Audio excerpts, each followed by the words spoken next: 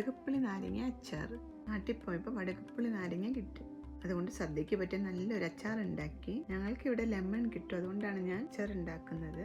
വലിയ ലെമൺ ആദ്യം തൊലി ഇതേപോലെ പീൽ ചെയ്ത് കളയണം. എന്നിട്ട് കട്ട് ചെയ്ത് ഇച്ചിരി കട്ടിയുള്ളൊരു പാർട്ടുണ്ട്, അത് കട്ട് ചെയ്ത് കളഞ്ഞിട്ട് ഇതേപോലെ കട്ട് ചെയ്ത് വീണ്ടും ചെറിയ പീസാക്കി ഈ ഷേപ്പിൽ ഇങ്ങനെ ഇതേപോലെ അരിഞ്ഞെടുക്കണം. ഗ്രീൻ ചില്ലിയും കറി ലീഫും ഇതേപോലെ ചോപ്പ് ചെയ്ത് വെച്ചു. ഈ പൊടികളാണ് ഇത് യൂസ് ചെയ്യുന്നത്.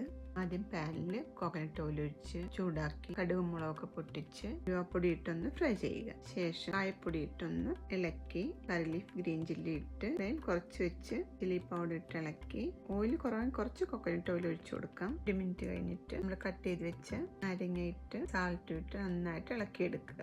സാൾട്ട് ഇട്ട ശേഷം നന്നായിട്ട് ഇളക്കി കൊടുക്കണം കേട്ടോ. ഫ്ലെയിം സ്വിച്ച് ഓഫ് ചെയ്യാം. അങ്ങനെ നമ്മുടെ അടിപൊളി വടകപ്പുളി നാരങ്ങ റെഡി. സദ്യക്ക് റെസിപ്പി ട്രൈ ചെയ്ത് നോക്കൂ.